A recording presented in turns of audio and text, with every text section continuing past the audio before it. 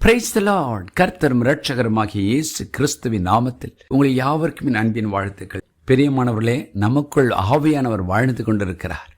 வானத்தின் பூமியும் உண்டாக்கின தேவன் வார்த்தையினால் தன்னை வெளிப்படுத்தினவர். மனுஷகுமாரனாய் இயேசு என்ற பெயரில் தன்னை வெளிப்படுத்தினவர். இந்த கடைசி நாட்களில் தூய ஆவியானவராய் தம்மை வெளிப்படுத்தி இருக்கிறார். ஆகவே தான் பெந்தேகொஸ்தே நாளன்று இயேசு இரட்சகரின் சீடர்கள் இயேசு இரட்சகர் சொன்னபடியே காத்திருந்த போது வானத்தின் பூமியும் உண்டாக்கின தேவன் ஆவியானவராய் அவர்கள் மேல் வந்து தங்கி அவர்களை நிரப்பினார். அவர்களை ஆளுகை செய்ய தொடங்கினார். அப்பொழுதுதான் திருச்சபை உருவானது. இந்த தூய ஆவியானவரை நாம் உள்வாங்கிக் கொண்டு அவரை ஏற்றுக்கொண்டு அவரால் நடத்தப்படுகிற ஒரு வாழ்க்கை வரும் பொழுது நமக்குள் இருக்க வேண்டிய ஒரு எச்சரிக்கையை வேத வசனம் எப்படியாய் சொல்கிறது. நான் உங்களுக்காக வாசிக்கட்டும். எபேசியருக்கு எழுதின நிருபம் 4ஆம் அதிகாரம் 30ஆம் வசனம். அன்றியும் நீங்கள் மீட்கப்படும் நாளுக்கென்று முத்திரையாக பெற்ற தேவனுடைய பரிசுத்த ஆவியை துக்கப்படுத்தாதிருங்கள். Ephesians 4:30. And do not grieve the Holy Spirit of God, by whom you were sealed for the day of redemption. பாருங்கள், நமக்குள் வாழ்கிற தேவ ஆவியானவரை குறித்து ஒரு வார்த்தை சொல்லப்பட்டிருக்கிறது. மீட்கப்படும் நாளுக்கென்று முத்திரையாக பெற்ற தேவனுடைய பரிசுத்த ஆவியானவர். நாம் ஒரு நாள் இந்த உலகத்தை ஜெயித்து தேவன் நமக்கு ஆயத்தம் பண்ணியிருக்கிற நித்திய ஜீவனை சுதந்திரிக்க செல்வோம். அந்த நாளிலே அந்த பாக்கியத்தை பெற்றுக்கொள்ள தேவன் நமக்கு ஒரு அடையாளத்தை கொடுக்கிறார். அதுதான் அவருடைய ஆவியினால் நிரப்பப்பட்டு நடத்தப்படும் ஒரு வாழ்க்கை.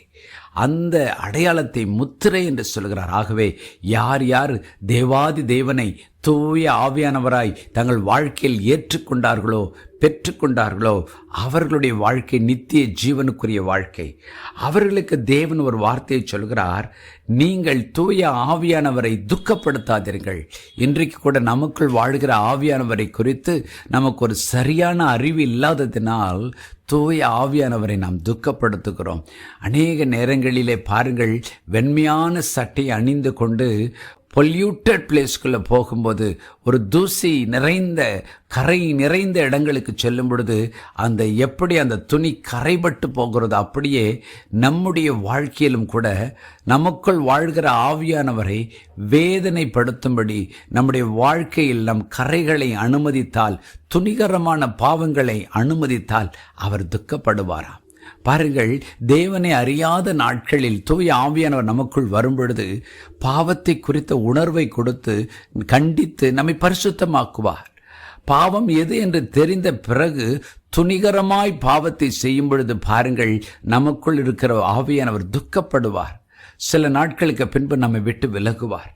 ஆகவே தான் பக்தனாகிய தாவீது என்கிற ஒரு தீர்க்க தரிசியாகிய ராஜா ஒரு பாவத்தை துணிகரமாய் செய்கிறான். அவனுக்கு தெரிந்து விட்டது, இனிமேல் தூய ஆவியானவரை நான் துக்கப்படுத்தி விட்டேன், அவர் என்னை விட்டு விலகக்கூடும் என்று கண்ணீரோடு மனம் கசந்து கதறி அழுது ஜபிக்கிறான். சங்கீதம் 51:11 இப்படியாய் சொல்கிறது, உமது சமூகத்தை விட்டு என்னை தள்ளாமலும் உமது பரிசுத்த ஆவியை என்னிடத்திலிருந்து எடுத்துக்கொள்ளாமலும் இரும். Psalm 51:11.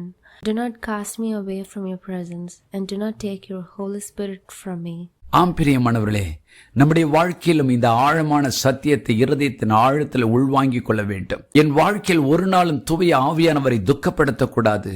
ஒருவேளை துணிகரமான பாவங்களை நான் தொடர்ந்து செய்வேனாகில் எனக்குள் இருக்கிற ஆவியானவர் என்னை விட்டு விலகக்கூடும் என்ற பயத்தோடும் நடுக்கத்தோடும் நம்முடைய ஜீவியத்தை தூய ஆவியானவர் ஆளுகை செய்ய ஒப்புக் கொடுக்க வேண்டும். அநேக பரிசுத்தவான்களுடைய வாழ்க்கையை பார்க்கும் பொழுது அந்த பயத்தோடு தான் வாழ்ந்தார்கள். அநேகர் தூய ஆவியானவரின் வல்லமையை எழுந்து போனார்கள். சிம்சோன் என்ற ஒரு மனிதன் விபச்சார ஆவிக்கு இடம் கொடுத்த போது, வேசினிடத்தில் தன் வாழ்க்கை கெடுத்து போட்ட போது, அவருக்குள் இருந்த தூய ஆவியானவர் அவரை விட்டு விலகுகிறார். இன்றைக்கும் கூட இந்த வார்த்தைகளை கேட்டுக்கொண்டிருக்கிற தேவஜனமே, ஒரு ஆழமான தீர்மானம் எடுப்போம். எனக்குள் வாழ்கிற தூய ஆவியானவரை நான் ஒரு நாளும் என் துணிகர பாவத்தினால் துக்கப்படுத்த மாட்டேன். அவரை பிரியப்படுத்துவேன்.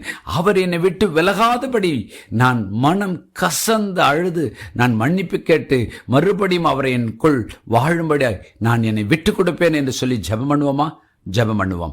பரலோக பிதாவை, என்னோடு இணைந்து ஜெபிக்கிற ஒவ்வொருடைய வாழ்க்கையிலும் இன்று முதல் தூய ஆவியானவரை ஆண்டவரை சந்தோஷப்படுத்துகிற நாட்களா இருக்கட்டும். ஒரு நாளும் தூய ஆவியானவரை துக்கப்படுத்தாமல் துணிகரமான பாவங்களுக்கு இடம் கொடாத ஒரு வாழ்க்கையை தாரும். ஒவ்வொரு முறையும் தேவனுடைய சன்னிதானத்தில் வந்து மனம் கசந்து அழுது பாவ மன்னிப்பை பெற்று பரிசுத்த ஆவியானவரை இழந்து விடாத ஒரு எச்சரிக்கையான வாழ்க்கையை வாழ எங்களுக்கு கிருபை தாரும். இயேசுவின் நாமத்தில் பிதாவே, ஆமென்.